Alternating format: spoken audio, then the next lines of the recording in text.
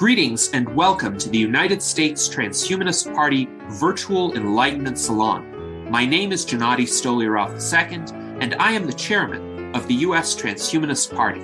Here we hold conversations with some of the world's leading thinkers in longevity, science, technology, philosophy, and politics. Like the philosophers of the Age of Enlightenment, we aim to connect every field of human endeavor and arrive at new insights to achieve longer lives, greater rationality, and the progress of our civilization. Greetings, ladies and gentlemen, and welcome to our U.S. Transhumanist Party Virtual Enlightenment Salon of July 16th, 2023. Today we will have a fascinating conversation in store for you about Gnosticism and transhumanism and perceptions of transhumanism within the Gnostic community and how they compare to what we transhumanists know about the transhumanist movement and its aspirations. So joining us today, we have our distinguished panel of U.S. Transhumanist Party officers and candidates, our Director of Visual Art, Art Ramon Garcia, our Director of Applied Innovation, David Shoemaker, our Director of Sentient Rights Advocacy and 2024 U.S. presidential candidate, Tom Ross, and our 2024 U.S. vice presidential candidate, Daniel Tweed. And our special guest for today is Miguel Conner. Miguel Conner describes himself as a garage philosopher, hedge theologian, and general madman across the waters. His life quest is to take his audience from ancient connections to modern meaning. He is the host of Aeon Byte Gnostic Radio, author of 4 published books, and writer of hundreds of articles in various publications. So, first of all, we would like to welcome Miguel, and before we let Miguel have his introductory remarks, Tom Ross would like to say a few words as well. Yeah, thanks. When I first started as an officer, I suggested that we engage with those who see transhumanism as having a dark agenda. Now, I've appeared on many podcasts and radio shows where I managed to actually change the minds of at least the hosts. And a major part of my political campaign is to seize back the transhumanist narrative, which has gotten away from us, and how. In many ways, this is less political campaign and more of a marketing campaign for transhumanism. Now, as a Gnostic myself, I've been a fan of Miguel's for years. Now, he came on to a series I did with WTEF about my book US6 called The Gnostic Simulation Hypothesis. And that was a great show. It was a great conversation.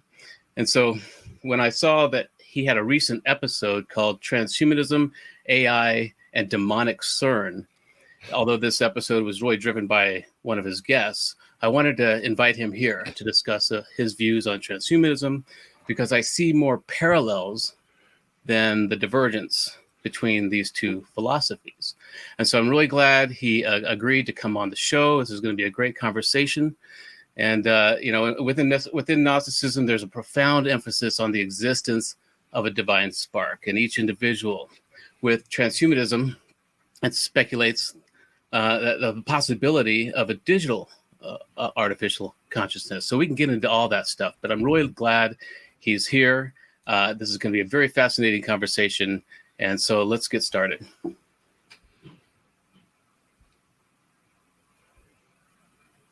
Yes, indeed. Thank you, Tom. And Miguel, please let us know a bit about yourself. Your description is quite interesting. So what does it mean to be a garage philosopher, hedge theologian, and madman across the waters? And could you tell us a bit about Gnosticism and what you think some prevailing perceptions of transhumanism are within the Gnostic community? Yeah, first of all, thanks for having me on. Thanks for the invitation, Tom. I would, first I must say I don't speak for the Gnostic community. I can only speak for all the years I've been studying and experiencing Gnostic thought. I don't even know if there is a Gnostic community. It's so anarchist. And that hasn't changed for 2,000-3,000 years. But I'm not sure how familiar your audience is with Gnosticism. It can be taken as a theology, as an aesthetic, as a philosophy, or all of the above. It can be taken literally. Again, that's up to the person. So, but it basically, for a good understanding, again, I would be especially dealing with transhumanism.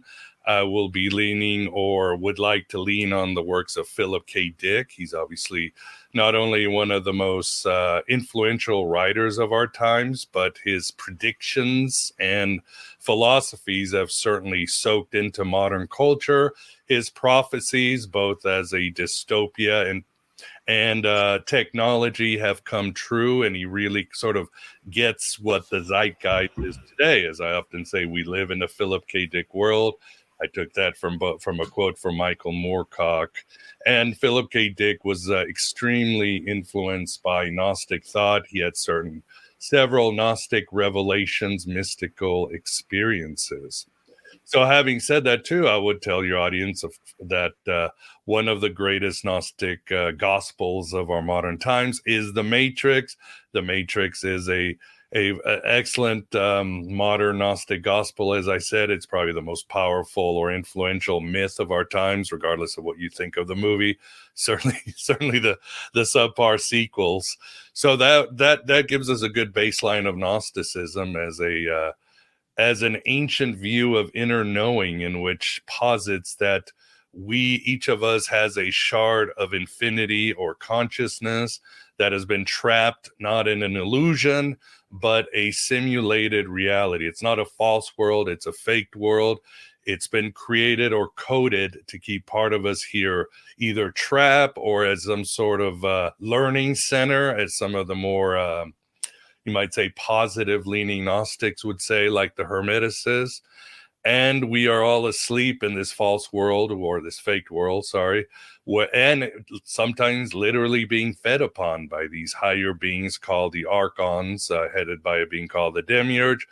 And through the interaction or piercing of higher forms of intelligence or consciousness, which the Gnostics call the Gnostic Revealers, sending this code. Philip K. Dick would call it Veilus. In the Matrix, you would call it Morpheus. We can be reminded or tapped on the shoulder of our original forms, our original home, and wake up via this special information, which the Gnostics call gnosis. We could wake up to our true form, and through various rituals, we got to expand our consciousness and take these journeys up beyond the faked reality, the simulation, to make contact with what many Gnostics call the alien God, the supreme form of intelligence, the monad of Plato, whatever you want to call it, and we can become fulfilled and whole like Neo in the Matrix and help others wake up to pierce this veil of illusion, or as Philip K. Dick called it, the black iron prison. That's pretty much an elevator pitch of what is Gnosticism. There's so much more, obviously. If you have questions about this, please let me know. But I would say from a modern stance, I would agree with Philip K. Dick that transhumanism, as we see it right now, is a negative thing. And I can go into that if you want, or if you have any questions right now. This is interesting. Thank you for the overview, Miguel. And it does seem like Gnosticism is inspired to a great extent by Platonism. Plato had this allegory of the cave, the idea that there is a higher reality, a world of forms that most people are essentially ignorant of, and one essentially can attain special wisdom in essence by going outside the cave and perceiving reality as it is, but it's very difficult to convince people who are in the cave to make that journey. So would you say there's a strong connection there in terms of a philosophical thread? Yeah, you definitely hit it on the nail. I would also bring in the myth of Prometheus too, but yeah, I've often said, yeah, that's the original. The OG Matrix would be Plato's cave. So you have that, and then you have the Gnostic idea of a simulation, and then the West suddenly discards that. It just, all these Western religion and philosophies just think, oh, this is the world, this is a material world. And the Gnostics get persecuted and taken off the board. Then comes, of all people, Descartes, because what most people don't know is when he's talking about his famous dictum, cogito ergo sum, I think, therefore I am, he is speculating on the nature of reality, and he's thinking, well, what if I'm trapped by this demon? And it's called Descartes' demon. And he's created the whole reality around me. And I don't know what's real or not. I'm trapped in the simulation by a demon. So I have to start with I think, therefore I am. And then through a process of scientific inquiry, I can break down and see if it's a simulation or not. So the idea of the simulation theory gets thrown around. And then in the 20th century, with the advent of quantum physics, simulation theory, ufology, and so much more, suddenly Gnostic thought has become much more relevant or important. Again, with the ideas of Philip K. Dick, simulation, the idea of UFOs. I mean, there's something, as many scholars have said, including Eric Davis, there's a sci-fi sensibility about Gnosticism. Some have said the Gnostics were history's first UFO cult. Some have actually made a good point, saying that movements like Scientology or Heaven's Gate are Gnostic. And they are. They definitely have Gnostic characteristics. So the Gnostic vibe is certainly pretty much pretty relevant today, I would say. And it certainly is borne fruit by such popular expressions as Blade Runner, Westworld, so many other movies and art forms that really have this sort of Gnostic vibe. I think the latest one I've seen is there was an Apple TV show called Silo, and that certainly has strong Gnostic vibes.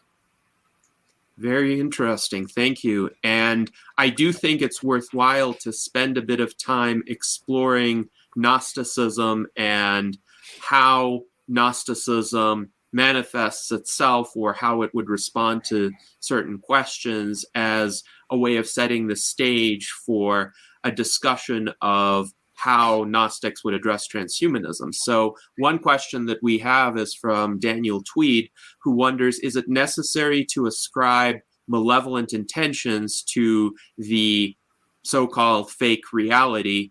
He wonders perhaps the unfiltered version would be damaging or even fatal. And I suppose the popular expression for that is, you can't handle the truth. So what would a Gnostic say in that regard? Well, they certainly argued a lot about the nature of reality, whether it was malevolent or benign. Again, some Gnostics were in the camp of Neo. No, this is a terrible place. We're better than this. We are higher than the gods. The coder is insane, or as Philip K. Dick called him, the dangerous magician. And there is no negotiating with the simulation. We got to break it down. Everybody's got to wake up. We are at war. Others, like the Valentinians or the Hermeticists, were a lot softer. They were like, the mind of God just sort of forgot or decided it wanted to experience itself. So it created this video game and these avatars to learn how different experiences would feel like. And then it either forgot or it suspended disbelief for a little bit. It's temporal. Everything's going to be okay. And everything, eventually the video game will end and we will go to our higher self. So there were definitely, there were spectrums. I mean, if anything, Gnosticism, again, coming from the Hellenistic and Egyptian mystic traditions, speculation was certainly open. Disagreement was open, and everything was on the table, except, again, we do live in a simulation. We have a shard of infinity that is higher than anything in this world, et cetera, et cetera. Yes. I tend to believe that too. I think, that the Gnosticism, the demiurge, this is just the gameplay. I tend to believe this is a obstacle course for higher consciousness. And so, but this is the gameplay. You come down here and you choose a side, or you choose love versus fear type of thing. And again, I see it. I don't think after death there will be any judgment of the choices we make. It's just a way to create and gather data for the source, whatever that source is. And that there will be my near-death experience research has really kind of unfolded a lot of this belief in that there's no judgment. It's all choices, and whatever choice we make is just more data for the source. And so again, choosing the villain or choosing the hero is just the gameplay here. Now, that I also have a part of me that thinks that's just a way that the Archon is convincing me that there's no consequences, whatever I choose. So it's a constant struggle in my head. But yeah, I think ultimately I do think that this is all the gameplay, and it's a way to exercise our higher consciousness. Interesting. Now, we do have some feedback from our audience as well. Ice Crystal writes that they do like the ancestor simulation view, that it is more likely that we are in a simulation of this time period to prepare or educate us for the real world in the future than we are to be actually living in this time.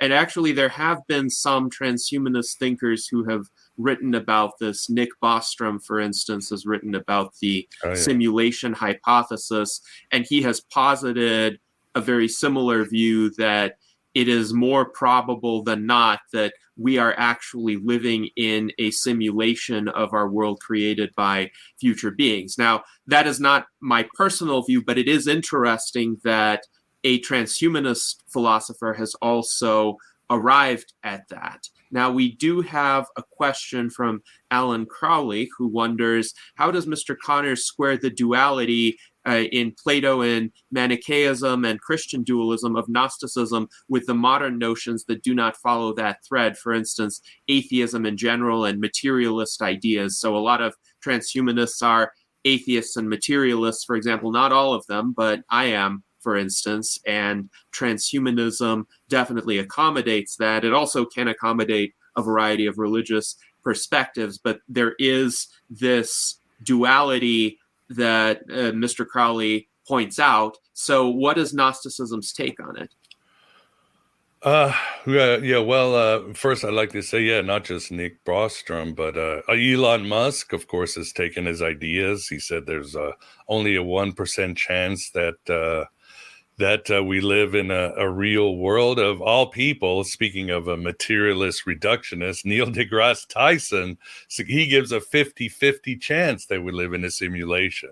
So right there, materialism would agree, although I'm not understanding the question. I mean, I would say from my perspective that materialism is pretty much dead. I don't think it even can move on as a form of science. I don't know if that's the discussion that's salient today, but let me know. I mean, obviously Gnosticism has been put, I think rightly so, in the category of a mind religion, very much like the Eastern religions, like some forms of Shaivism, Advaita Vedanta, Hermeticism, because it really does posit that all is really sort of a mind energy, and much of what matter is simply a misfire in perception, if you would. So it does lean much more towards idealism. So Gnosticism would certainly reject materialism as it is today. Yes, interesting. And I definitely do see the difference. So a materialist would perceive the physical world as primary and the mind as emerging from that. So my view is a kind of materialist emergentism, where I do think the mind is real, consciousness is real, free will is real. They are emergent properties of the physical. They're essentially very complex and specific configurations of physical matter that relate to one another in certain ways. And that gives rise to phenomena that wouldn't be characteristic of the individual parts, whereas a Gnostic or an idealist more generally would see the material world as an outcome of ideas or as generated by a mind or minds. Now, it's interesting, too, to consider what are the prerequisites of consciousness and how Gnosticism would address those. So Alan Crowley, first of all, he compliments me for my comment, and then he also wonders what are Mr. Conner's thoughts on the transfer of psyche to a machine substrate. How does that relate us getting to a higher level of gnosis? So is it possible, in the view of Gnostics, for the human mind to take on a different substrate, perhaps through some incremental transfer? And could that be a way of perhaps increasing our mental abilities or increasing our wisdom and discernment to help us understand the true nature of reality? No, I would say probably not. I mean, how do I put this? The problem I think we're having is that a lot of individuals, another aspect of Gnosticism, is that it's because the Gnostics were tapping into ancient Egyptian mysteries. They were primarily a shamanistic movement. It's all about altered states of mind, leaving your body, going inward, and sort of using this to expand your consciousness. Now, individuals often make the mistake of assuming that the Gnostics were either doing spiritual bypassing or just wanted to sort of leave the world. That's where the Heaven's Gate makes the mistake, because they thought, oh, our bodies will leave the world, we'll jump on this comet. But that's not what Gnosticism is. Gnosticism was always about being more human. To the Gnostics, they were humanists, again, coming from the Hellenistic idea. And they assumed that the problem with humans is that they weren't human enough, that we as humans have an amazing power to heal, to see reality for it is. It's not even something we gain. It's an intrinsic ability that we are born with. Our minds, even when a lot of the Gnostics were describing the ultimate source, they described it as a mind. And if you could contemplate your mind to that higher mind, you could basically unleash a power within you that would make contact with the mind, but you would do incredible things on this world. And again, the Gnostics not only believe that, but the Neoplatonists believe it. Again, the Hermeticists believe it. Certainly people in the East believe it, that all that we have is right here in our mind, because that is where, again, this divine spark, this shard of infinity is it. So there's no need to leave our mind. There's no need to do anything else except, again, use this gnosis. The mind is the most powerful thing in the world. And even if you might want to argue that it's not, the Gnostics always said, look, as Plotinus said, mankind is standing between the God and the beast. As the Hermit has said, we stand between heaven and earth. So we as humans are a very unique species. We have a certain responsibility. We have certain gifts that other animals or life forms do not have: sentience, the ability for abstraction. And we have to use those to the best of our abilities to, you might say, heal the universe. So the Gnostic argument wouldn't be like, well, let's move to this machine or let's enhance this. It would be, we haven't reached our full humanity yet, so why are we wasting our time? There is an issue why civilization has had its issues. I mean, since civilization came to being, humans have had not an obsession, but an interest with transhumanism and robotics. And there's a really good book, and she was a past guest, Adrienne Mayer. She's a professor at Stanford, Gods and Robots. And she talks, since civilization, humans have tried to join in with the machine. And you see that with the Greek warriors who would put nipples on their armor, and the idea of creating basic robotics. The myths, which really show the history behind history of the core collective human psychology. So the stories of Icarus and Daedalus. They show the stories of the Colossus at Rhodes. Even in the a lot of stories, for example, Pandora was never really a woman. She was a robot. So the ancient Greeks, and not just Greeks, but you find it in Chinese myth and lore, you have this amazing speculation on how humans and machines and how it can join together, how we can move beyond our bodies and so forth. It's already there. Nothing has changed. And this is a conversation that I believe should be had, honestly. Whether you think it's negative or not, we human beings are going to be doing that. We have been doing that for thousands of years. The question, are we at the point where we can do it? I would say no, because again, we have not reached our full humanity. We didn't listen to the Gnostics or the Hellenistic philosophers or others. The idea of the amazing potential that is the human mind. I mean, again, I think materialism is dead. Idea of near-death experiences, telepathy, the mind healing with neuroplasticity. It's all there for us to grasp. But here's the problem, and I'm sorry if it's a little long-winded. The problem is that we went from a spiritual technology from the ancient times where the shaman would put on the mask and do all these rituals to go to the spirit world to this thing called civilization, the city, and so forth, where the technology became more material. Again, humans trying to join with machine, humans trying to become one with their tools. But we haven't solved the problem that civilization has had for 5,000 years or 10,000 years, is that one, civilization, the roads and the cities and all that, always has to sacrifice nature at the altar to survive. And when you sacrifice nature, you always sacrifice women because women are connected to nature. And again, we've seen that for 5,000 years or more with the soul. We have with these phallic civilizations, one after the other. The other one is that for civilization to exist, you always have to have slavery. That's just a fact about civilization. And we haven't solved it. And even today, we have slavery, whether it's people in Malaysia building our phones or people working for slave wages at some factory. We have a problem with nature. We have other problems. And what's happening is that the experiment is creating this decay that we have. Western civilization is collapsing. Its psyche is collapsing.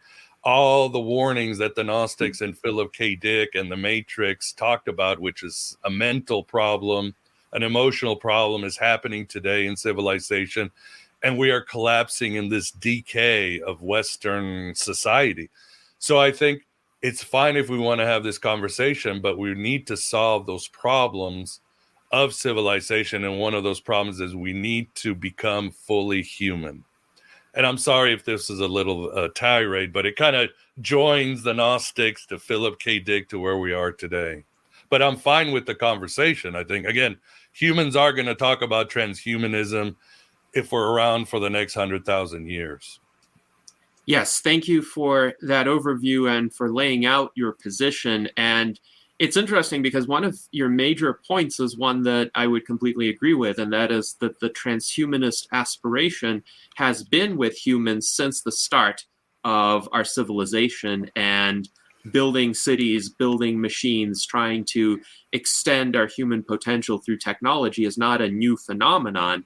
Right now, what we're experiencing is a difference of degree and a level of advancement where we can finally break through to solving many of these persistent problems rather than simply aspiring toward a solution. So we can build more efficacious robots than our ancestors could. We could arrive at medicines that actually meaningfully extend the human lifespan beyond, say, age 120.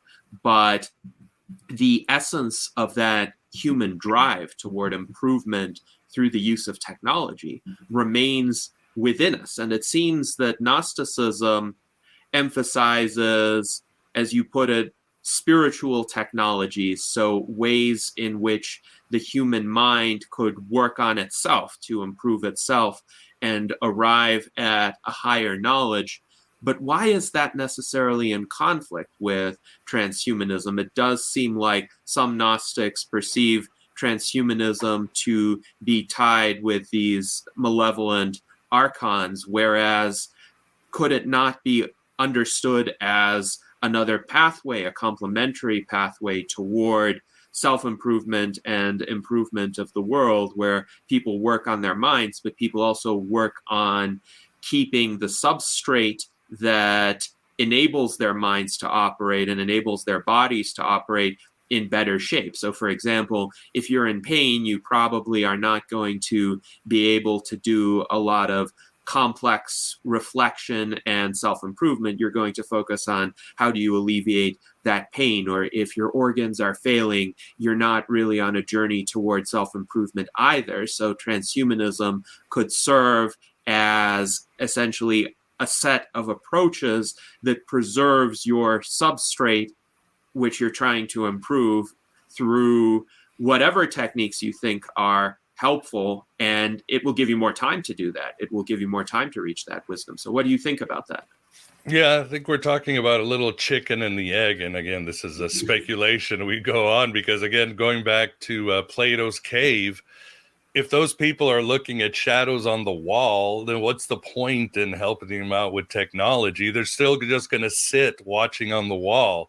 Whether they die now or in 20 years, they're asleep. They're living in a false world, and they're going to die in complete ignorance. So the idea with the Gnostics, again, the Gnostics, it was a not just spiritual, but also a philosophical movement, is that first we have to wake up people. If 99% of people don't even know of their potential, don't even know what it is to be a complete human being, then what's the point? All this technology is just going to fall apart and, explode in our faces. And what's the evidence? Well, 3,000 years of human civilization is pretty much the evidence we have for this. So the idea is that we have to face our humanity first. And again, the human mind is the potential is unlimited. I mean, I was reading today about this experiment. 2015 in Germany, there was a lady who had dissociative disorder, multiple personalities, as you call her. And in one of her personalities, she was blind. And they did tests and they said, oh, well, everything's fine. The cortex, the fibers, everything's fine. What's her problem? So then they put they connected her brain or studied her brain. They found out whenever she would go into her blind alter ego, there would be no brain activity to the neural cortex. Somehow she believed so much in one of her personalities that she was blind that it would turn it off. And we have this over and over again with multiple personality disorders. We have like one individual who's allergic to peanuts, and they will have, if they eat peanuts, they'll go into hives and everything else. But in the other personality, fine, this person can just eat peanuts. Another experiment, one can play the piano like an expert, and this other personality cannot.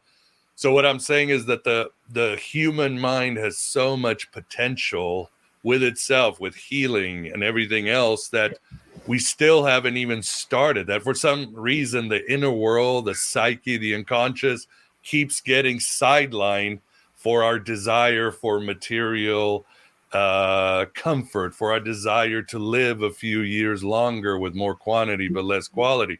So we should focus on the power of the mind, neuroplasticity, telepathy, meditation. And this is something, that's what the Greeks were saying, and the Egyptians and the Gnostics, is like, we've got this treasure which we've dropped so we can create a nation of serfs, and so that the trains can run on time and everybody has more or less a job to do, that we've forgotten this amazing thing, which is our consciousness itself. So that would be my argument. Interesting. So you see an opposition between the material civilization and, in essence, training the mind to discover those capabilities. And I think that's where the difference with transhumanism is, that we don't necessarily perceive that opposition. And Art Ramon pointed out that technology helps you turn your head. And I assume that's a reference to being in the metaphorical cave and then turning your head toward the truth through technology. And there are examples of how technology can help one do that. So you have more access to information, including the thoughts of philosophers who may have been quite inaccessible in past times. Keep in mind, before the printing press was invented, books were laboriously copied by hand and many were lost. If lineage of monks did not copy them through the Middle Ages. And so a lot of the thoughts of ancient philosophers were lost, but even for those that remained, only a tiny fraction of the population could get access to the books or even know how to read the books, because they were generally written in Greek or Latin, and even most people couldn't read in their vernacular. So what is the chance that anybody could pursue wisdom if the vast majority of the population is illiterate or doesn't have access to books or doesn't have access to any of the thinking that could actually prompt that kind of journey of exploration and self-improvement? Agreed. There's nothing better than scientific advancements and technology and the scientific method. The problem is, again, even with the printing press, is who is allowed to print the books and not. I mean, there was I forget the Calvinist guy who printed a book or printed the wrong Bible and he was burned at the stake. Who gains control over this technology and doesn't allow the rest of civilization to benefit from that? We see that over and over again. I mean, and we see that today. Who knows what technology the elite have that they're hiding from us, and who knows what bad technology they're using against us. So again, that is a human problem because we have not reached our humanity. The people on Plato's cave, the guys who are creating the shadows, probably have a little room with a nice view of the ocean and a nice steak they can eat, and they've got all these fools sitting on the row, and it's one guy who was able to escape and come back. So I keep going back. The problem is that we are not fully human, and we haven't been fully human except for a few exceptions here in history. The few people who can go up and do the cave. And again, that's where we are today in this very much Western civilization is in a terrible state of decay.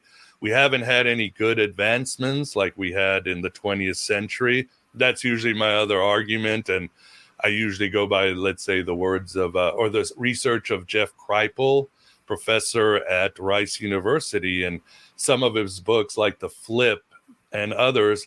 He talks about how the great breakthroughs of science came because individuals had mystic experiences, because they were into the I Ching or they were into the dreams. I mean, Niels Bohr, his idea of quantum physics came because he listened to a dream where he saw the electrons going around. Individuals like Heidegger and Einstein, again, were into Eastern mysticism or Jewish mysticism. Look at Newton. Newton is one of the great minds of our time, and he was one of the most religious people in the world.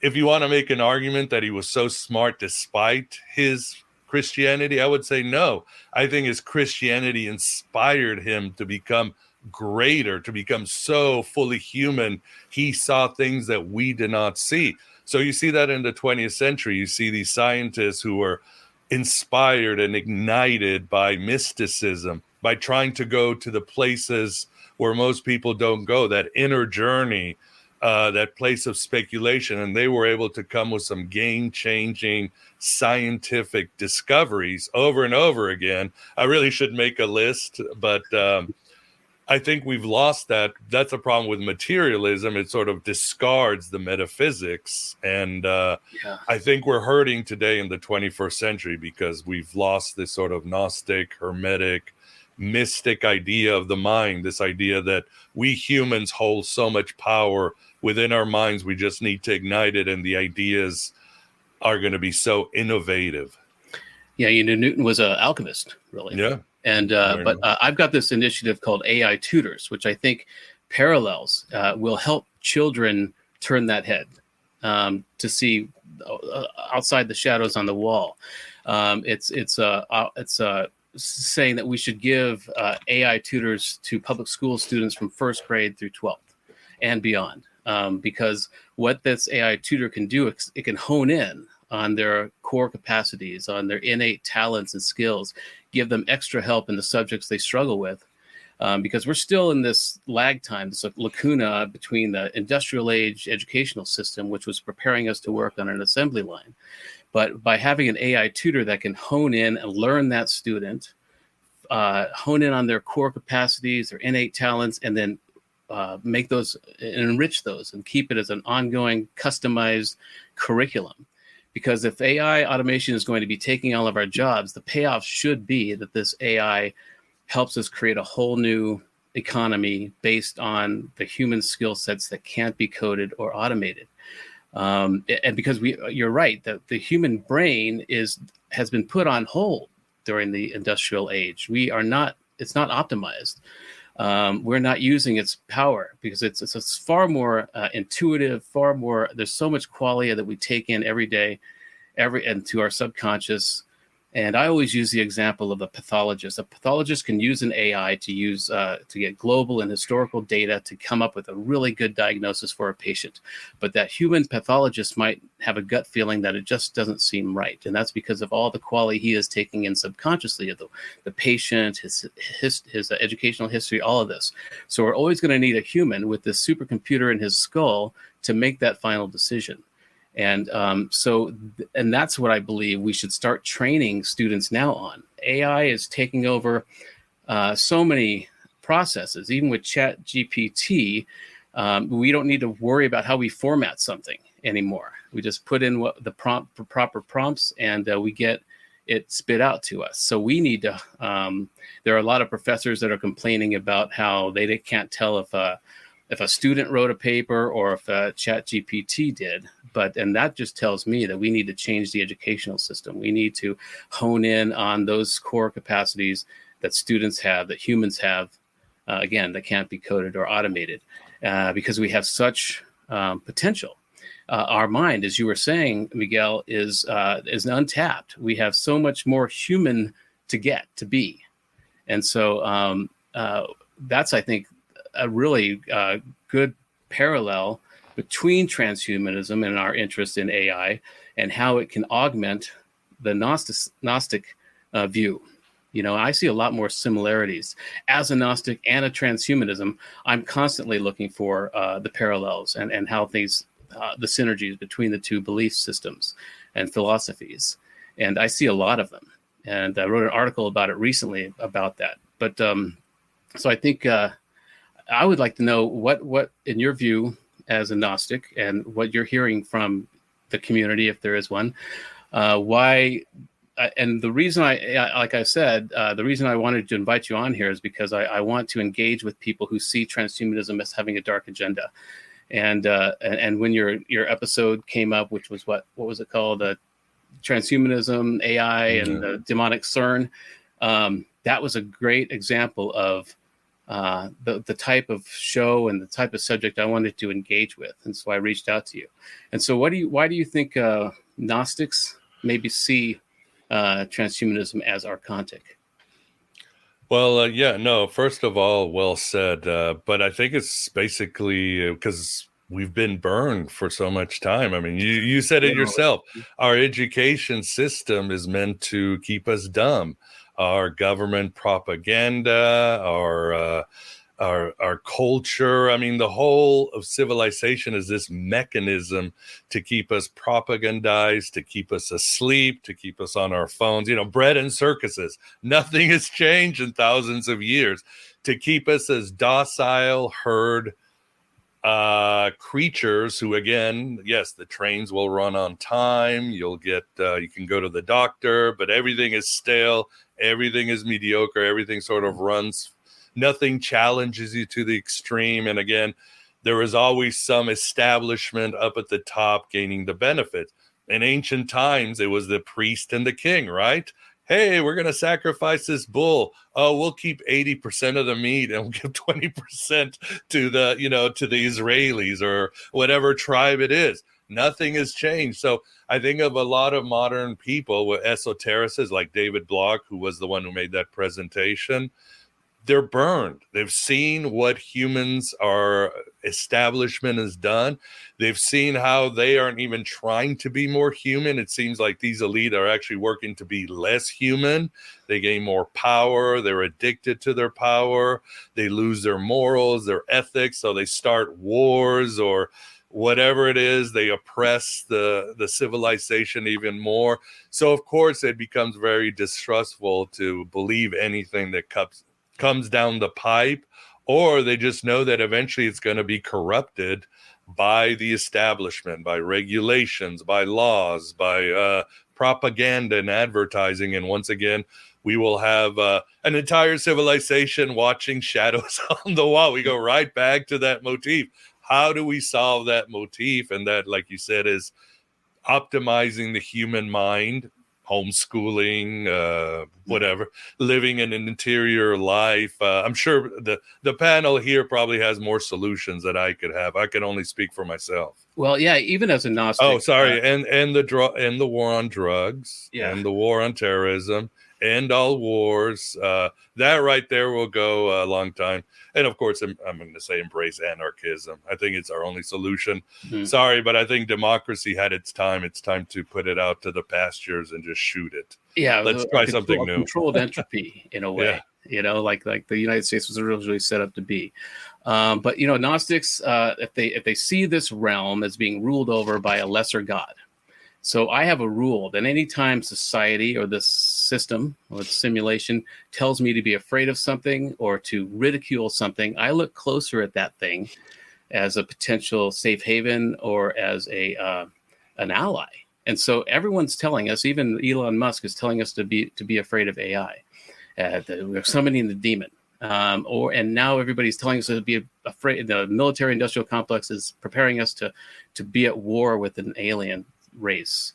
And so I look at these things as potential. If this realm is truly ruled over by some demiurge that is hoodwinking us, then we should look at the things it's telling us to be afraid of closer. And so there's also that sect of people that believe in Gnosticism that believe this is a prison, that this is the iron prison. And so ideas of radical life extension or longevity or uploading your consciousness to a hard drive only is a life sentence, if you will, to many Gnostics, and that's why I'm not a good proponent for that, although I believe in it as far as life enhancement, quality of life. But so that's kind of the struggle I have as a transhumanist and as a Gnostic. But I also see a lot of potential in the things we're supposed to be afraid of, like AI. So many people are afraid of AI right now, especially now that it's the global conversation. That fear is rising because, we see it, we identify it as a threat. So my whole campaign for years has been to alleviate the fear of AI and making first principle arguments that the smarter it gets, the kinder it becomes, as long as it's not programmed to do what humans want it to do. It's a struggle. It's great gameplay to have the villain, but to show AI is not the villain. The villain is the system. The villain is society that is keeping us in that cave. And so, that's an interesting point I wanted to make. Is that as a Gnostic, I see potential with AI. To help us break out of this matrix, or to expand, be augmented by it, to expand our awareness and consciousness. And I think that's why they were being told to be afraid of it, because it does have that potential to break us out of this cave. Oh, I mean, I'm going to say it. I use AI. I love it. It's helped me. It's helped me say my work is 20% more efficient since I started adopting AI in my systems and tools and life. So I love it. I mean, and I don't care what anybody else says. But again, like you say, Tom, it's simply a tool. It's not a savior. It's another tool, and we don't have to vilify or put it on a pedestal. We just have to work on this. And I mean, with the Gnostics, it gets even worse because we can't trust reality because it's faked. Somebody has created it, and we can't trust our governments. We can't trust our religious leaders. You know what? We can't even trust our own mind. That's the biggest archon of them all. I mean, as I've said before, Hermes in ancient times was the god of the mind, but he's also the god of the tricks. And as philosopher Bernardo Kastrup says, as scientist Donald Hoffman have said, the primary job or mandate of the mind is to keep us asleep, to keep us docile, because we have to survive. It's keep us under, make sure we look for shelter, sex, the simple things, because our mind, we have to exist as a species. So that right there is a problem, because it kind of goes into the trickster, the other part of Hermes, which is innovation, commerce, art. Hermes is the god, the psychopomp. He can go and talk to the gods. There's the good side. And that's what I always say too. The other great Gnostic that we haven't talked about is Carl Jung. A lot of his ideas were based on Gnosticism. And he simply said, everything casts a shadow. That's a cosmic law. There is a double-edged sword. Look at the myth of Prometheus, which is the other one, right? Prometheus creates humans and Zeus wants them as slaves. And Prometheus is like, no, I am the personification of innovation and forethought. I am so much more than this. So he gets Athena to help him give humans a soul, the psyche. Psyche is Greek for butterfly. But butterfly also means innovation, expansion, art. And he gives that to humans, but then still humans have this advantage that other animals don't have. The problem is we humans, as the Greek myth goes, we don't have claws, we don't have feathers, we don't have skin, we can't hold our breath underwater. We're kind of like these shaven monkeys that, we're smart, but so what do? So in the myth, Prometheus is like, crap, I need to help my creation. So he and Athena go and they steal this fire from the gods. They give it to humans. Obviously, they call it a techne, which means a tool. And this fire obviously represents technology, divine inspiration. It represents so much. So that's our advantage as humans, is this ability to create tools. And that's what makes us human. But again, it's a double-edged sword. Look at the book of Enoch that has the famous story with the Watchers. These fallen angels come to our world.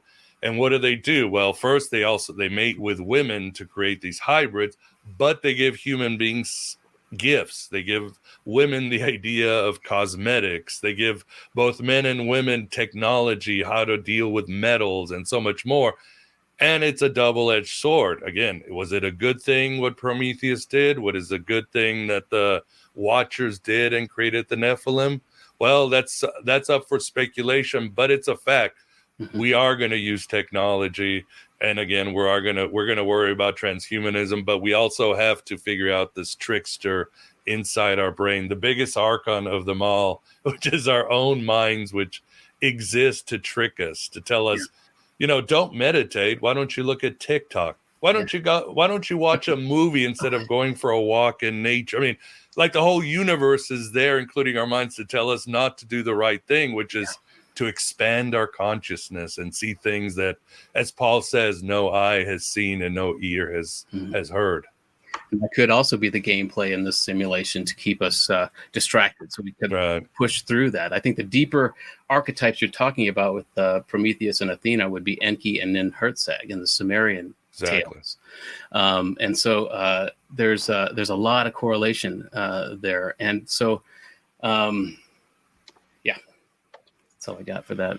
Yes, it's interesting too. Prometheus is generally regarded as a highly sympathetic figure in transhumanist circles. Definitely the kind of heroic character who brings well-being to humans, and unfortunately was punished for it in Greek mythology, because we do also see some of the issues with past and present human societies that you pointed out. And our viewer Ice Crystal writes that the issue that Gnostics have with transhumanists is that the Gnostics seem to be blaming transhumanism for our technological society's faults, yet we transhumanists are the humanist voice of technology. When you spoke about elites essentially hoarding power to themselves or using hierarchy to exploit people to create these master-slave relationships, transhumanists generally do not align themselves with contemporary elites. If anything, we are counter-establishments. So there's a reason why we have a minor political party instead of allying with the two major political parties. There's a reason why generally our messaging is a lot more anti-war or anti-domestic repression than a lot of the mainstream propaganda would be, because we do realize that the establishment does have these kinds of depredations, and the way that current political elites frame the issues, I think, does detract from meaningful discourse. So the impacts of science and technology, even to transform the human condition, are not really discussed as political issues. The current elites try to keep us locked into these partisan struggles via wedge issues, where the wedge issues take a very small subset of the human experience and they turn that subset in people's minds into the totality of what they should be up in arms about, when in reality, they should be upset about many other suboptimal phenomena in the world. But I don't see transhumanism as representing the status quo. We have a lot of the same concerns you raised about cultural decay, for instance. The fact that in some areas, technological progress has actually slowed down since the 1970s. We don't have as much acceleration in the progress of transportation infrastructure, at least not in the United States.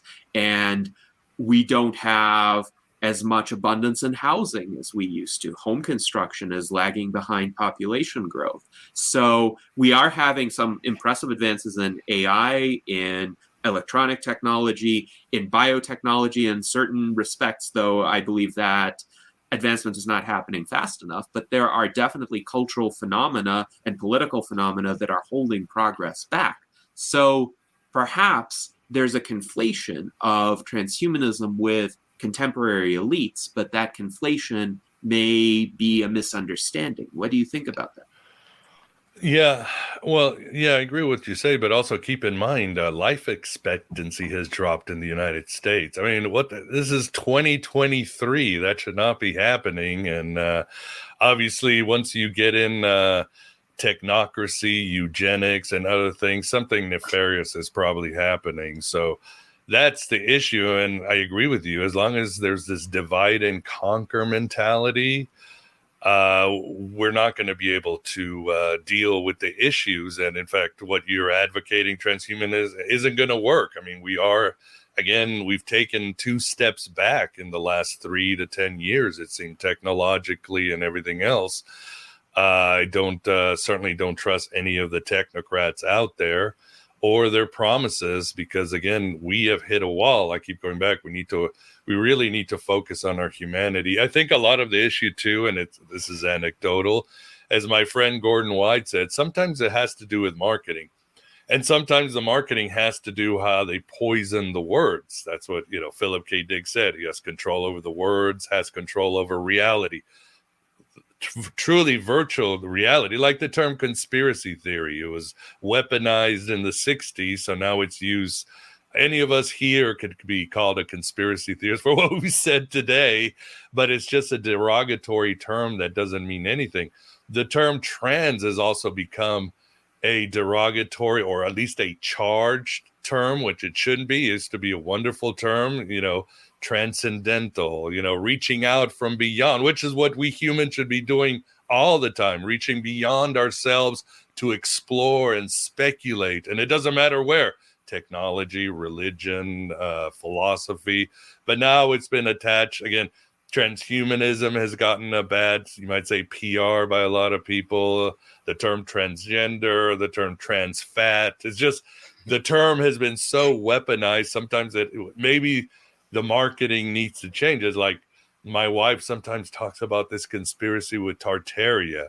And I always said, the term Tartaria just grates on me because I think of tartar sauce and steak tartare, or the original Tartarians, which was the horsemen. Why don't you call it Atlantean? That's much better marketing. And I hate to say it, but yeah, words create reality, and words can be used, can be weaponized. There's a magic about words. So maybe the term trans we need to look at that, because it's become this black magic charged term that whenever you say it, people got to run from all corners of the internet and give their opinion instead of looking at the data, which is, I'm sure, what you're trying to do.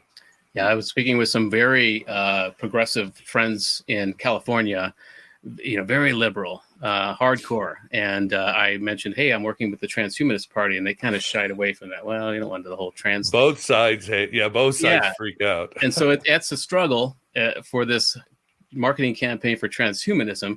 That's another obstacle we have to overcome. But again, because it has been charged, because it has been made a derogatory prefix, that tells me that we're onto something. That tells me that if the system doesn't want us to use this term, then I'm looking at transhumanism as a potential safe haven or ally. Yes. Yeah, that makes sense. I mean, the term Gnostic has been vilified for 2,000 years, and it's vilified. I mean, like individuals like James Lindsay.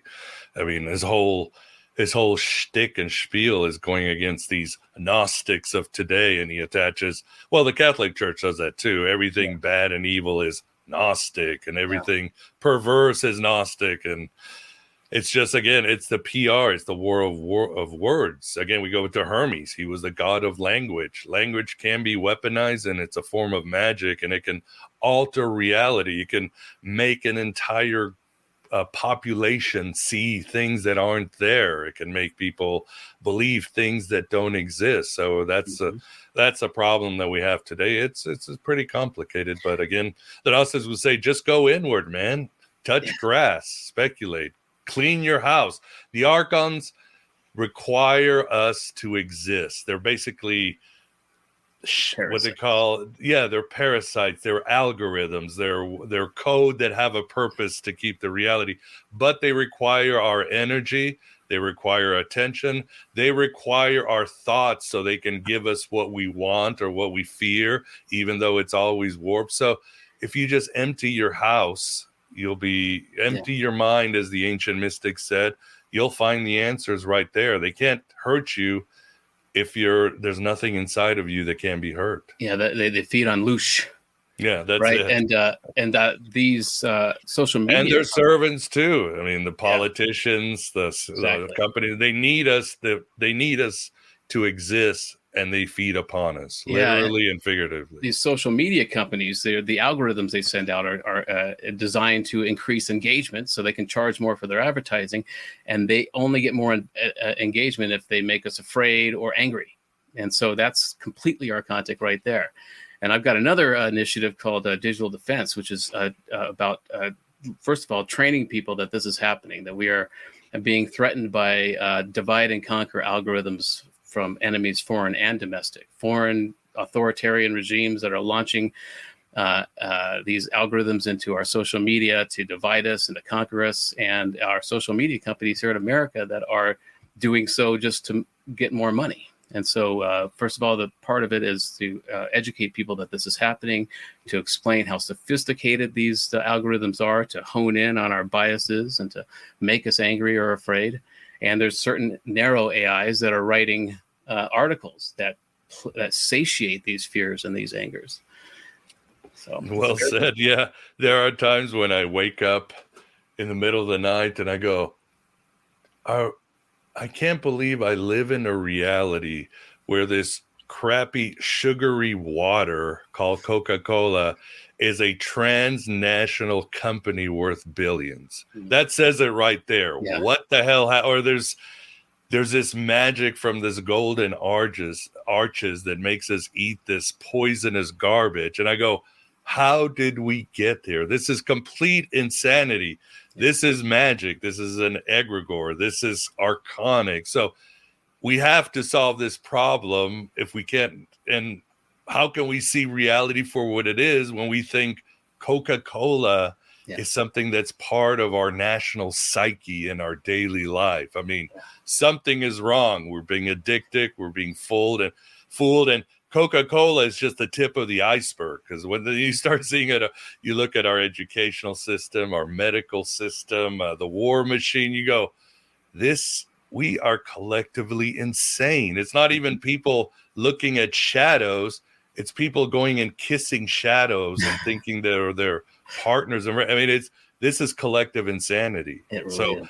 and this amount of crazy people should not have a nuclear weapon in their possession, or chemical weapons, or even the ability to become part with a machine. It's like, we'll have some terrible machines if this happens. Insane machines. It's weird how scarce it is when a law is passed that helps people. You know, we were talking about this last week on our AI tutors episode about how, you know, kids are forced to wake up 5, 6 in the morning to go to school. This is a time when these children need a lot of sleep. So why are we forcing them? You know, because it's part of this dumbing down process of the educational system.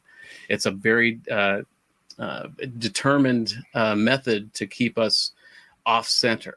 You know, because we're easily, when we're in a low state of panic or we're off center or tired, it's easier for the elite or whoever it is to tell us to buy what they want us to buy, kind of thing. So everything is backwards. So it's rare. It's weird when something passes that makes sense, you know, because we are just, you can't really see something from the inside of it. I think I first heard Alan Watts say that you can't bite your own teeth, you can't taste your own tongue.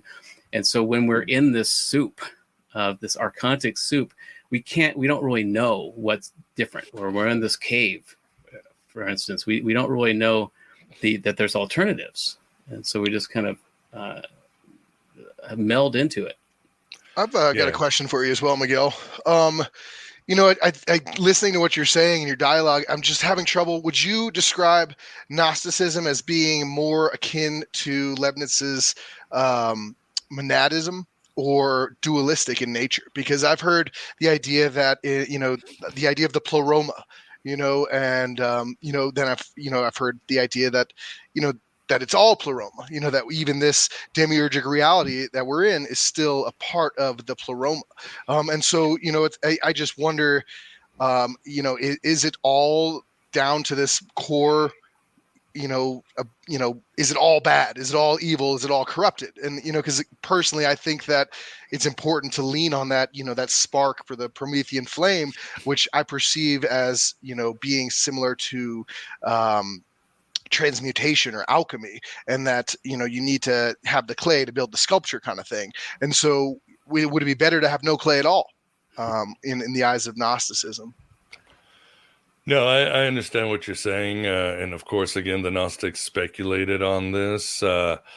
And this is where the fun is, or the koan-like ability. Again, the Gnostics would say, first, the experience of gnosis is the greatest thing. That's what matters. Your expansion of your consciousness and what you bring to others, expressed as art and kindness and charity, is what matters.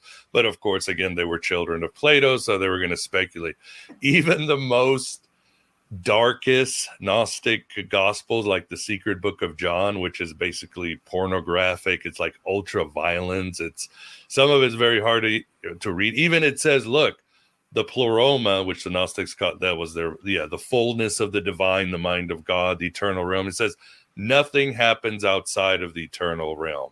Everything is happening inside of it. Even if, I mean, you could say the pleroma is like the nirvana idea, where it's the field of potential, and some things have to be explored and happened, at least in some sort of speculation. I think in Gnosticism, especially for the Secret Book of John, there was a scholar who said, in one sentence, can you describe Gnosticism? Yeah, God went crazy and became us. So now how do we reverse that process? Now, it doesn't mean it's good or bad. It's just where we don't want to be, in the state of psychosis, which is where we all are right now. We've in the state of disassociation, where we forgot we were God, and now everybody has to sort of remind itself that they are God. It's what is it in quantum physics now? The state is that everything is part of the quantum foam, right? And what we think is particles is actually irritations in the quantum field. It's like waves. You know, there's a field, and these waves create particles, and these particles create reality. So all of us here are just irritations in the quantum foam, thinking that we are the quantum foam when we're just little waves that came out and created all of reality. So it's neither good or bad, how much you dislike it or not. That's personal, but the question is, how do we go back into the quantum foam to state of unity? So the Gnostics certainly believe in a multiplicity down here, in this perception that went wrong, in this simulation. But at the end of the day, they were monists. They believe everything is one. It's a matter of perceiving yourself and rising until you can experience that oneness, where some said everything returns eventually. Thank you. The game ends. The game will end. Somebody will say, game over. All you avatars, let's go. I'm going to go enjoy the grass. I'm going to go outside. And does it ever end, really? Because when you were talking about society and the technological, the existence of technology and things through this lens of identifying this phallic, obelisk nature of our reality, that we're sacrificing, women and children for progress. But that seems to kind of throw the idea of matriarchy under the bus and presume that doesn't even exist. And similarly, that we have technologies such as psychedelics, for instance, technologies of our mind that enable us to go forth in our experience and to try to turn these corners and to shift our perspectives and paradigms in our own mind. And of course, psychedelics can also lead us to the opposite, and they can destroy our lives and things like that, because there is that dualistic nature of it.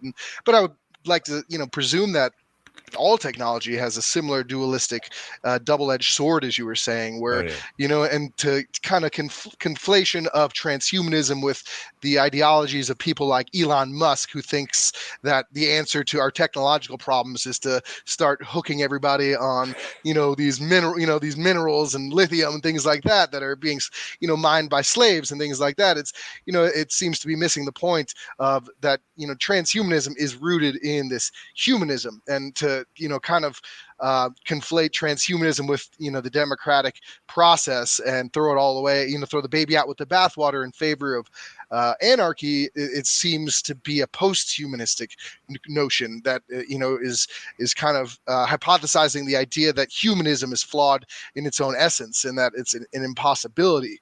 But it's almost ironic, though, because then wouldn't we need to transcend humanity? And if you said that humanity has not achieved its own it hasn't achieved its own being, but I see transhumanism personally as the means of getting there.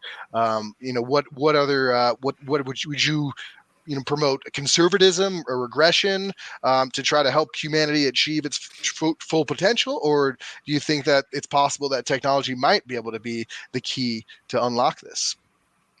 A good question. I would say, anarchy in the UK. That's what I would say. I think anarchism means without archons. We have to learn to be sovereign people and lean on our own intelligence. As Jung said, nobody is coming to save us. Elon Musk is not going to save us. Trump is not going to save us. Biden, Kennedy, they're not going to save us. They're part of the machinery, and even if they think they're doing kind, they are unconsciously part of a system that exists to keep us down. So, again, technology, of course, can help, but we have to really understand our own humanity. As I say, the inner journey is the most important journey. Most of us don't know who we are. We know we've been programmed by our schools, by our parents, by our childhood trauma. Studies have said that when we make a decision, we've made a decision before our conscious part has made a decision. The decision part's already made a decision.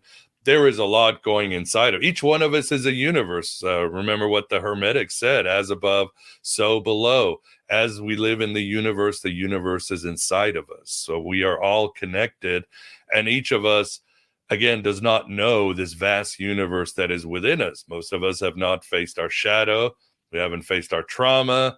We don't know what our potential is. We don't understand the epigenetics of our ancestors. There is so much going inside of us. It's almost like I would say that perhaps our greatest mistake is, I hate the collective, but the idea that we created an age of the individual might even be archonic. I would say we are a universe within us. And I know that's not a very popular opinion, because we've been sold the idea that I'm an individual and I am so important and all that, but the individual is probably as much of a fraud as reality itself. So I wish I had better news, but I think it's the old saying, that's what I like about Gnosticism. When the best news I ever had in my life is when I realized I was a drug addict. And most people go, well, what's good news about that? It's like, because I realized how bad things was, how low I had gone.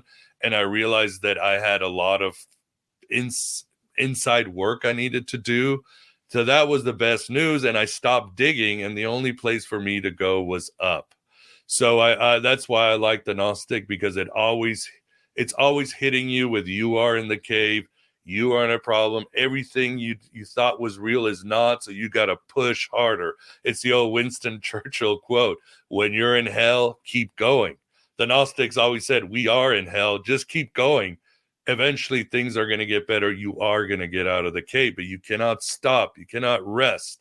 You cannot be satisfied with reality as it is, even if you love the reality and you have deep compassion over everything in this world, like the Buddha, who had left everything behind because he had so much compassion. He wanted to end suffering, and he would go to extreme places to finally bring down the veil of Maya. I hope you don't mind this tangent I was getting into. Yeah, no, I appreciate it as well.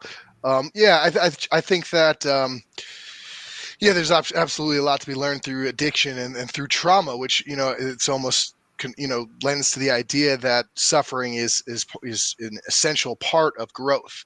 And it's still, to take a step back, for me, I think that, I hold these ideals, I lean towards Gnosticism. I'm also in recovery as well, so I can relate with a lot of what you're saying.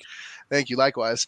But, for me, listening and reading a lot of Robert Anton Wilson and him talk about, these Sufi practices of opening up, the heart chakra and leaning into this trust, and that's something for me that really transformed my own perspective of reality, my own Gnostic, views. And because I've similarly perceived a lot of the archontic nature of things around me, but when I try to lean into my heart center, and lean into this idea of like trust and love and understanding through the lack of understanding, or despite the lack of understanding, I find that that's much more rewarding than laying on my back and pointing my finger outward and saying there's nothing I can do.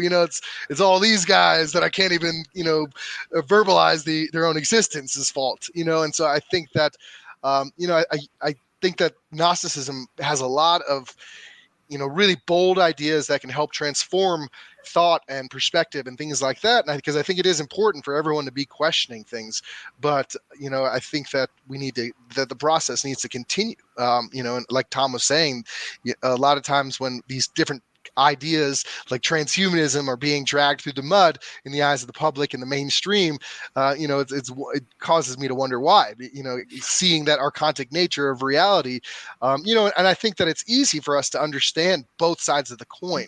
If I lend my ear to the anti-transhumanists, sitting here listening to you, I hear a lot of what you're saying, and it's hitting me in a deep enough place where I'm like questioning some core ideas of mine.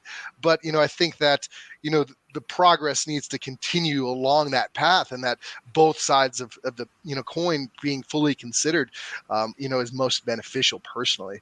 It goes back to that the Promethean flame of advancement and technology, and I don't see fear or destruction or regression as having the same type of benefit for humanity or the universe at large as progress.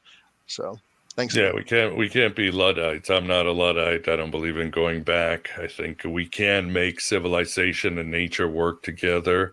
There is a hermetic way to do it. And people are experiment in various communities across the world where it's permaculture farming and other solutions. There is a solution.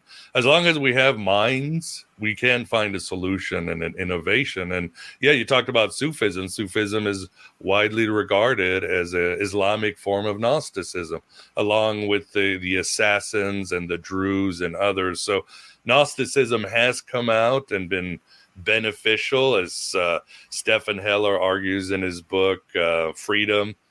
The founding fathers were very much influenced by Hermeticism and Rosicrucianism. The Renaissance might have been headed by Hermes, probably was headed by Hermes. Baghdad and Haran during the Muslim Caliphate, Hermes was there. So this spark of innovation and wild adventure and introspection and let's go beyond ourselves does exist and appear throughout humanity. It's a question, how do we keep this going? How do we get this idea of the founding fathers and the Renaissance and all these other places where humanity really just went boom and we expanded our consciousness and in a few years change history, change reality, came up with great inventions? How do we keep that going instead of, what happens where it gets commoditized and suppressed and all that? So. Yeah, and one last thing before I move on, pass it on to Tom. For me personally, when I talk to people that are unfamiliar with transhumanism or opposed to transhumanism, I am forthcoming about the fact that for me, I'm a Buddhist transhumanist. I see, like you're describing, the power of the mind. I believe in it. I recognize it. I've experienced it.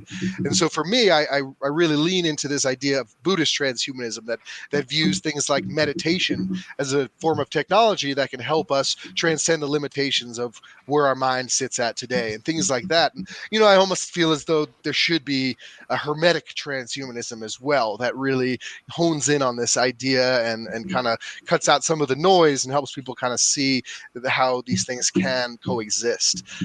But yeah, I'll pass it along to Tom. Thanks again. Well said. Yeah. Yeah, I was just going to say that I use my Gnostic perspective to help alleviate the fear of AI, knowing that if this is a realm, ruled over by a lesser god, then by looking at the things we're told to be afraid of, or the things we're told to ridicule as safe havens, that's how I come at it.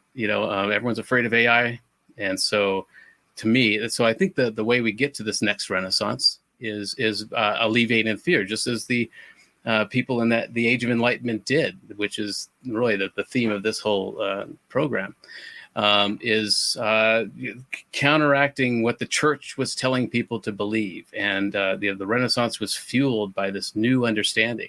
And we can get there again, but it requires letting go of the fear of this new technology or of transhumanism.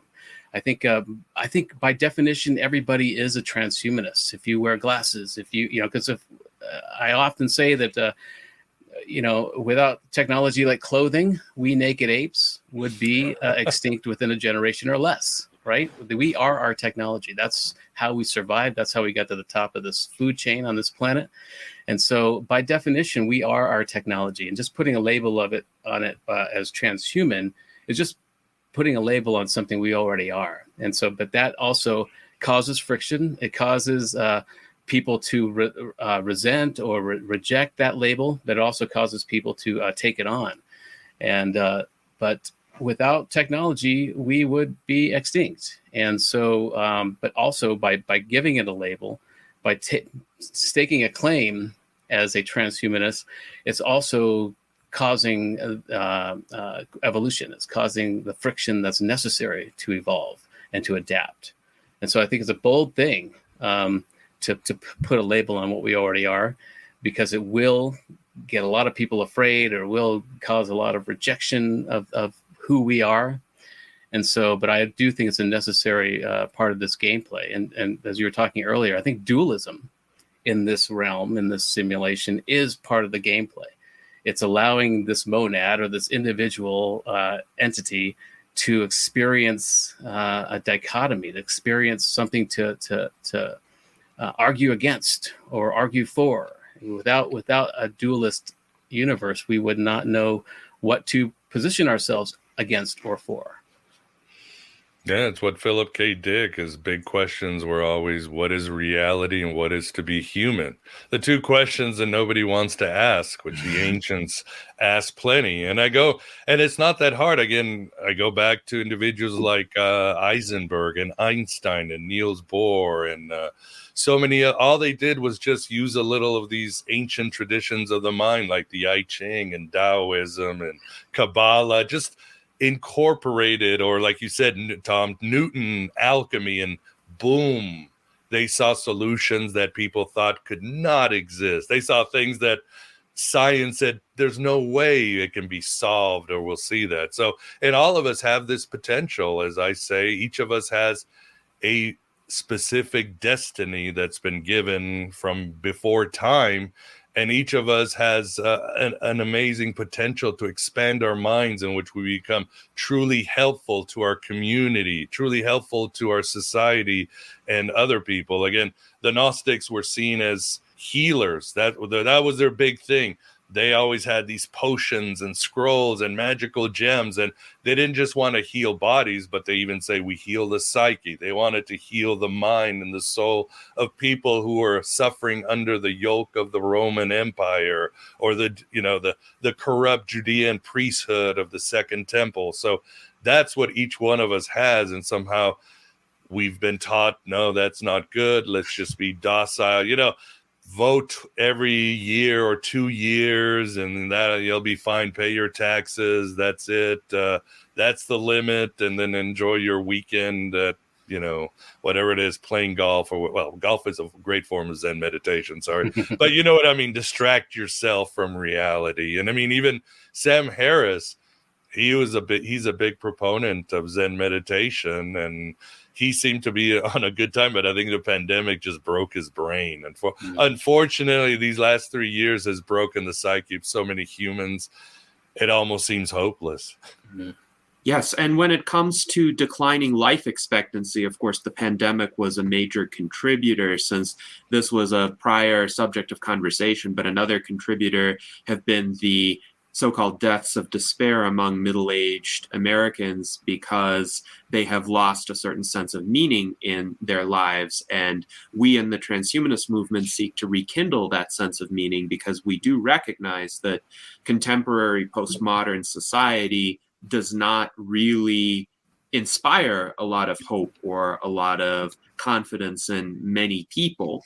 And we do aspire quite explicitly to create a new renaissance, to create a new age of enlightenment. So when you spoke about that flowering of human creativity, the actualization of human potential, we are all for that. And we think transhumanism is the conduit to that.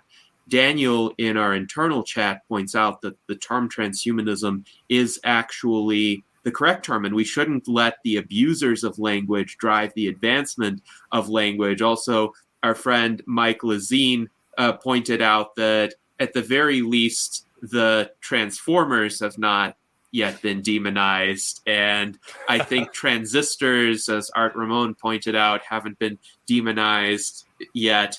Though Transformers put out such shitty movies. That's what's ruining them.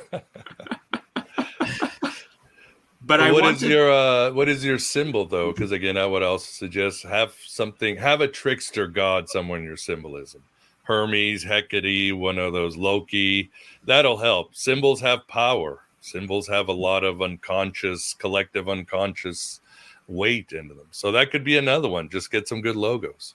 Yes. Well, our symbol for the U.S. Transhumanist Party is the exponential infinity sign. So it's an infinity sign kind of turned on its side, so that it, instead of being horizontal, it's slanted upward, diagonally upward, and then there's an exponential curve drawn through it. So it's actually oriented this way for the audience. And it is essentially a depiction of perpetual progress. But there are other transhumanist symbols as well. In 2019, we had a transhumanist symbols project where we actually open sourced this issue, and we asked individuals to create their own symbols for transhumanism and dedicate them to the public domain. And I will share the link to that in the chat, but anybody is free to use those symbols to represent transhumanism. Yeah, very cool. Yeah, I love the infinity symbol a lot. It always reminds me, what's a book that I really liked? Richard Bach, he wrote, obviously, Jonathan Livingston Seagull and Illusion, and then he wrote a book called One, where he uses sort of the flat infinity symbol. So it's always, for me, it's a positive symbol, and obviously a lot of people probably feel the same. I've got something to chime in on about the idea of trickster gods and, Discordianism. For me personally, my Gnostic perspective has demonized the idea of the archons due to their deception, the inherent deception, regarding our reality and the nature of it. And so ironically, I initially I didn't really align myself with Discordianism until I kind of saw how powerful a Discordian, exercise is in swaying minds and opening people's perspectives up. And so, with that in mind, though, could it be that these deceptive archons are hiding us from the true nature of reality because of the fact that it's more powerful for us to kind of go through these exercises on our own accord? And what if we were just told? What if we were born with the cheat codes?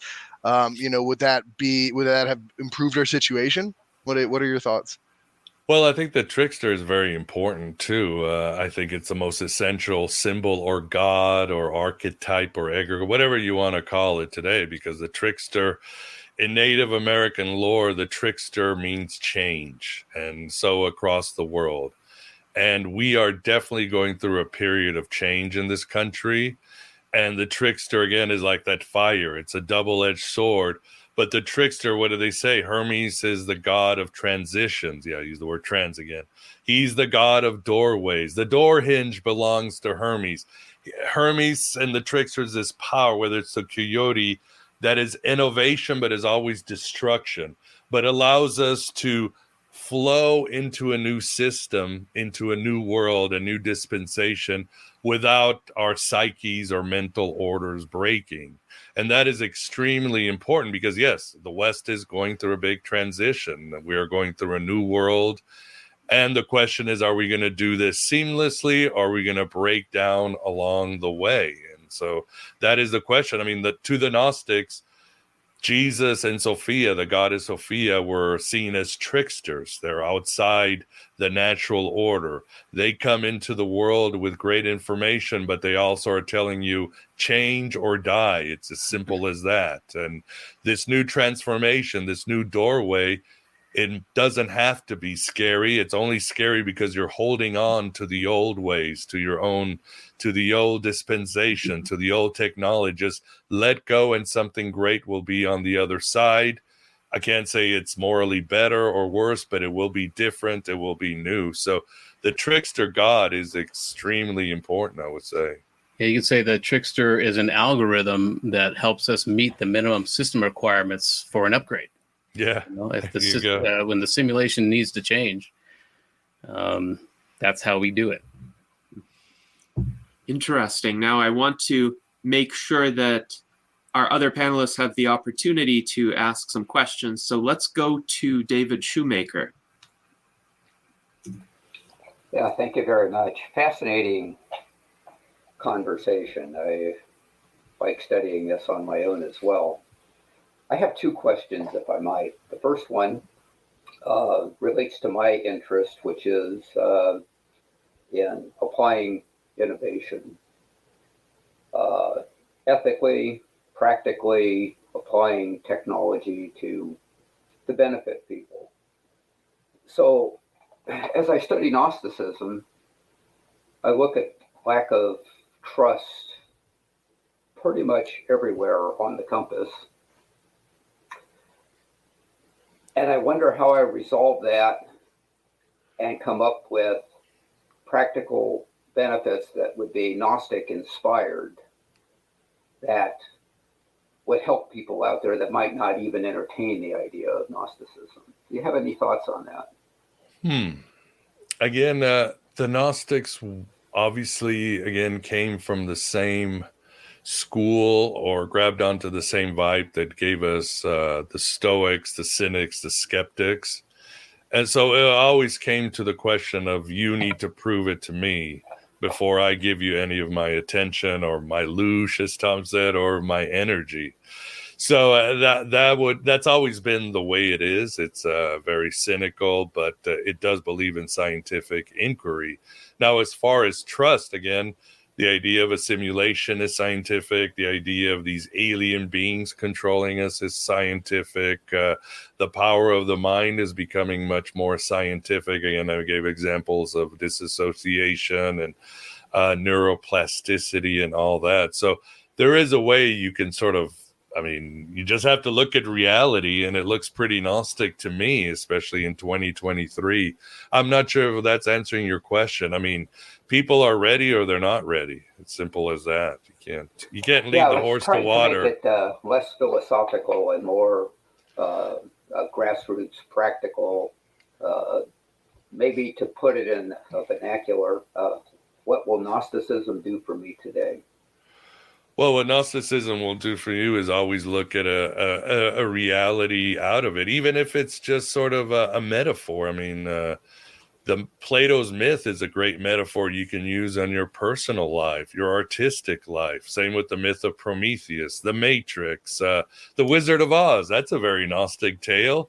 People have been using the Wizard of Oz as sort of a didactic lesson for, more than 100 years. And it's a very Gnostic story. Frank Baum, the guy who wrote it, was a theosophist. So at least in a very didactic way, it can help. How many times, I don't know if you've seen somebody, they bump into something, they drop, oh, it's a glitch in the Matrix, or they see a cat and they go, deja vu. So even in a metaphor, a symbolic, a psychological, or a didactic way, it can be helpful. So we don't have to go all in on it being literal or anything like that. Again, the Matrix is one of our great myths of today. What are some other Gnostic tales? Moby Dick is actually a very Gnostic tale, with the whale being the great representation of the demiurge.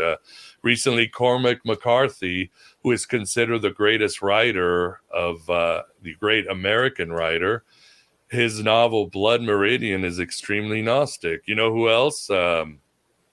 Who else was it? Robert Frost. If you look at some of what influenced him, there's a lot of Gnosticism. In fact, Robert Frost wrote a poem called The Demiurge's Laughter. And when you see that, when you start reading the two roads from a Gnostic point of view, you start seeing it as a very different. Oh, wait, England's poet. You know who England's poet is? William Blake. William Blake was extremely influenced by Gnosticism. In fact, Blake's cosmology could be straight out of the Nag Hammadi library. So at the very least, from an artistic and aesthetic way, it can be very useful. It's like what Stephan Heller said, every serious artist is already half a Gnostic, because they are going down into some dark places, some places where angels fear the tread, some places where they speculate on evil and suffering, and they're going to go into some very Gnostic places. And I mentioned Philip K. Dick. What is his big questions? What it is to be human and what is reality? That's what the Gnostic asks every day. That's what, the artist basically asks every day. Well, thank you. Second and last question. If I understood you correctly, you believe that transhumanism is less than beneficial. I don't remember your exact words, and feel free to correct me. But my question is, what would you suggest? If there is a way to reform transhumanism, what would you suggest? A couple, 2-3 steps. I'm interested in that perspective.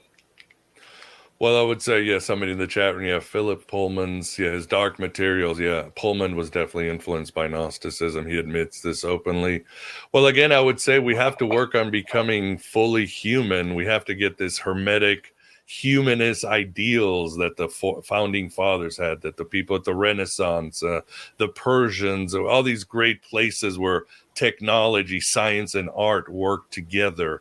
That's what we need to do. So we need to find our humanity. And as I said, too, going back to this book, it's the transhumanism issue ain't going to go away. It's been around for thousands of years. It'll be around 10,000 years from now if we're still around. So we're going to have to deal with it one way or another. But we need to wake up to ourselves, to our potential, to our humanity, and we need to, make humans great again.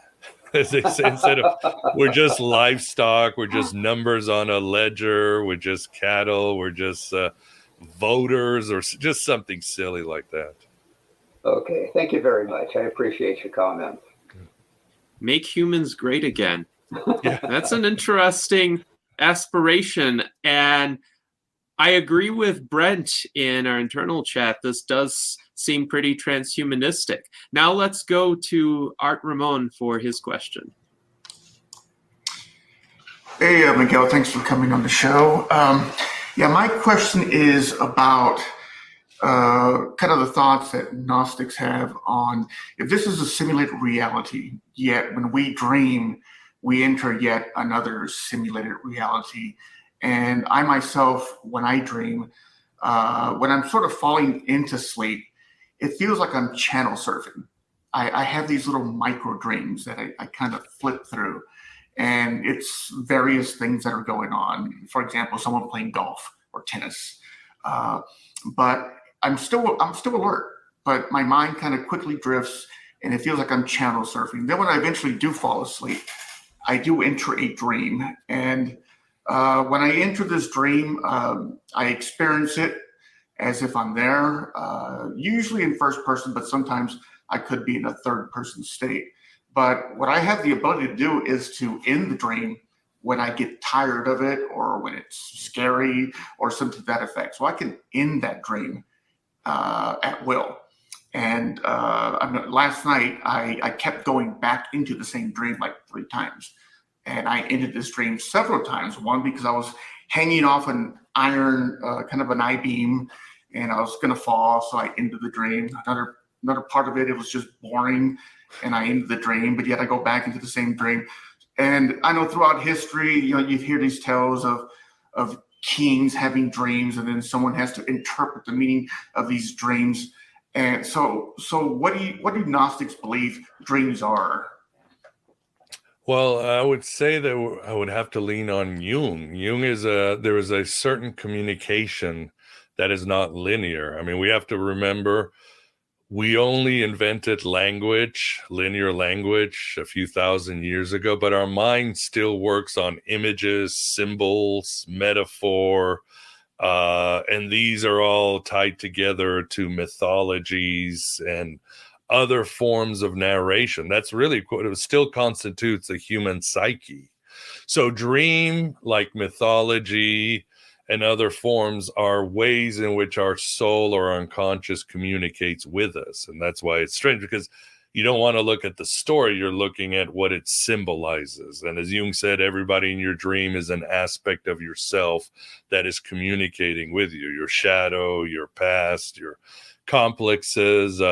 So dreams are another avenue into that world of images, symbols, primordial myths, which leads into the world of the archetypes, which is the building blocks of your psyche and reality itself. So as a language, it takes time to understand what it is and what it means. Sure, there are prophetic dreams. Some power from above comes in. I mean, prescient dreams, there's been a lot of work on it, especially before a great tragedy like 9/11 or something like that. Why do so many people dream of it right before?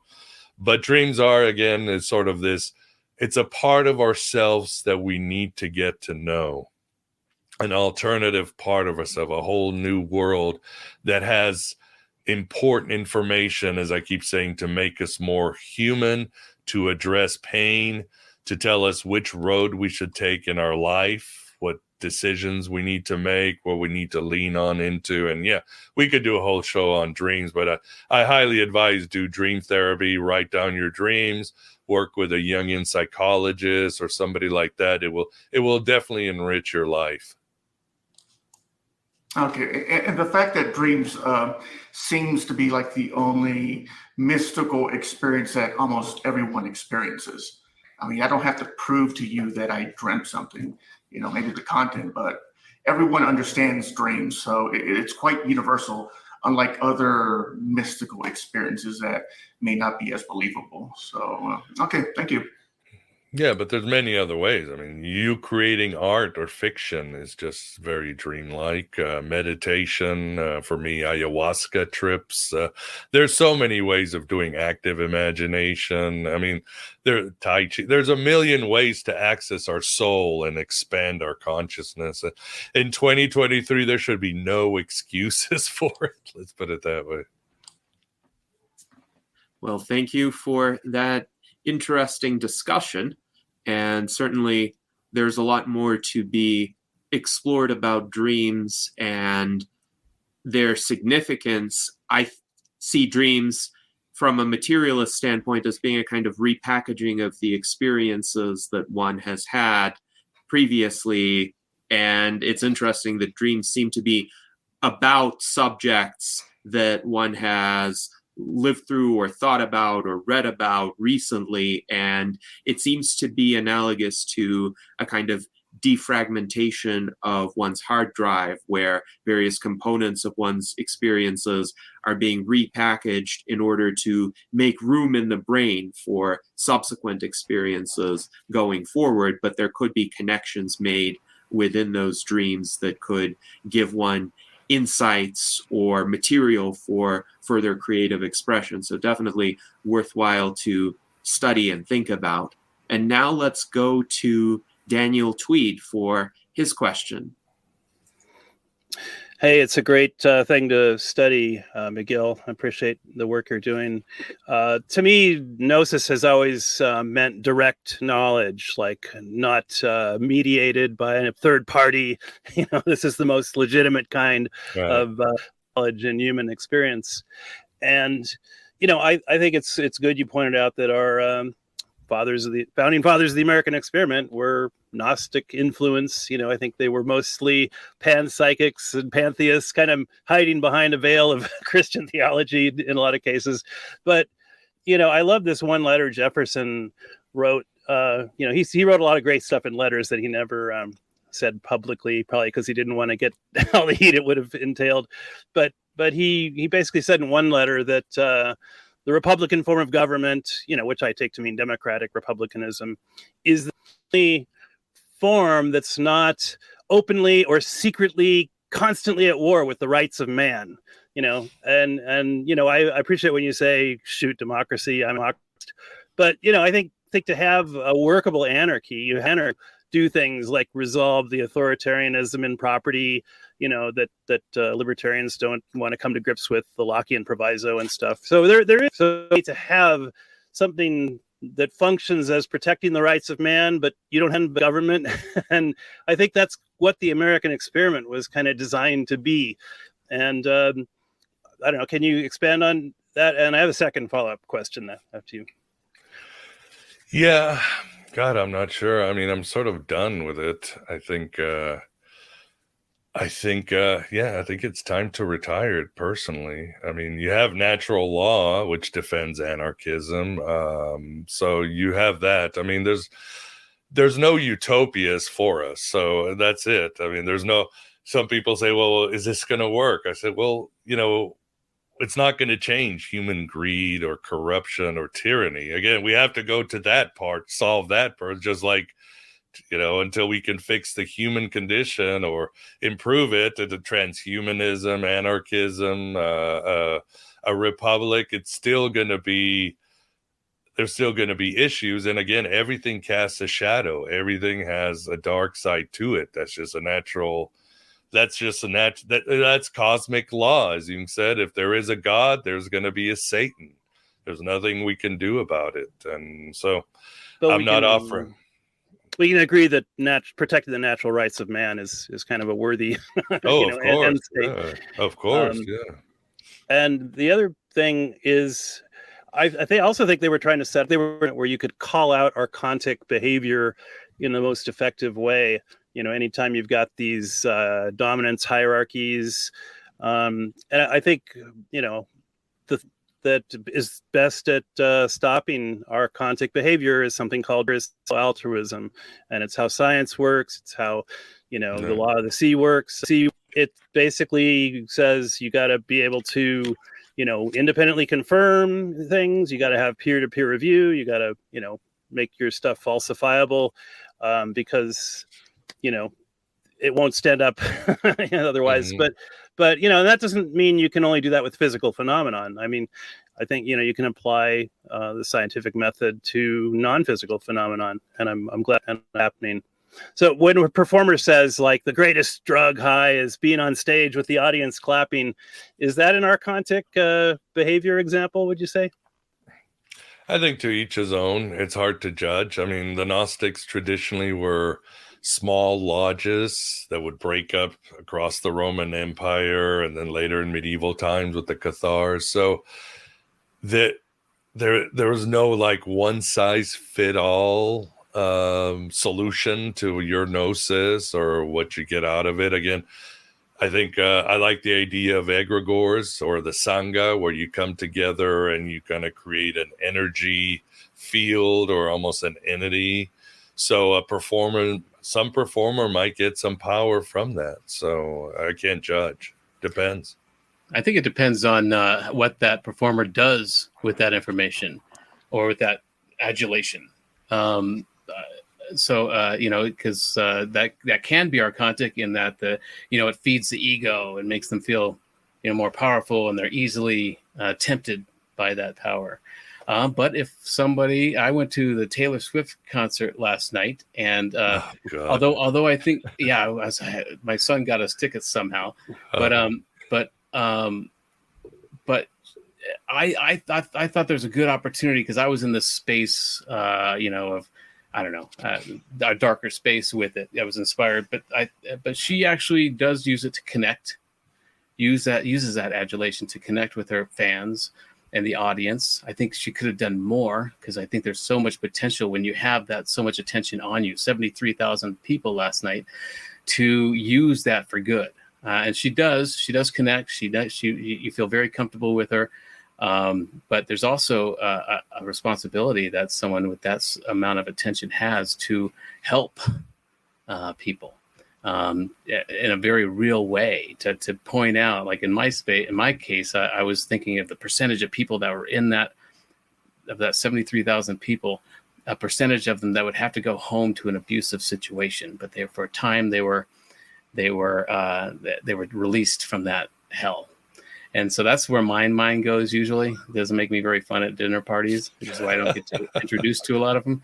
But so there's a real responsibility to use that attention, not just for the ego, but for the empathy, I think. Yeah, well said. I mean, I think she's a talentless hack, but she's an amazing storyteller. And she does, her music does deal with mental disorders and people with broken psyche. So she is in a way helping people, or at least having people look at themselves and look at their issues. And she is really a good storyteller. She can, some of her music, her long songs, I'm like, wow, she's almost as good as Don McLean in American Pie or something. She takes you on a story. The story has an end. There's a dark side to the story. And at the end, and maybe it's ambiguous, but there's sort of these tools on how you can heal yourself. So you're not a Swiftie, I'm gathering? No, far from it. But I do understand why she's so popular and why she's struck a chord. Yeah. I don't dismiss anybody offhand. I mean, I go, there is a deep issue why, whether it's Taylor Swift or Michael Jackson or Elvis, why they're so popular. Mm-hmm. So, all right. Well, we are approaching the end of our salon. This is a fascinating discussion. As usual, we like to leave the last statement to our guest of honor. So in the next minute, Miguel, I'm wondering if there are some thoughts, some insights that you took away from this conversation in regard to transhumanism and its interaction with Gnosticism that perhaps might be different from your outlook when we started this conversation? And if so, what would that be? Not really. I mean, I knew from knowing Tom, where we see eye to eye and how we overlap and how we are sort of all looking for, again, an expanded consciousness, a better world. So I wasn't too worried. Again, I would say my last thoughts are going to be the same. As they say in the Oracle at Delphi, the ancient inscription, know thyself. That's how it starts. That's how it ends. If you do that, then transhumanism will work out just fine. If you don't, well, you're going to end up probably in some altar sacrifice to Zeus. So simple as that. Know thyself. Everything else will work out. Know thyself, and everything else will work out. Very interesting, thought-provoking final words. Thank you very much, Miguel, for joining us for this conversation. Let's make humans great again and live long and prosper.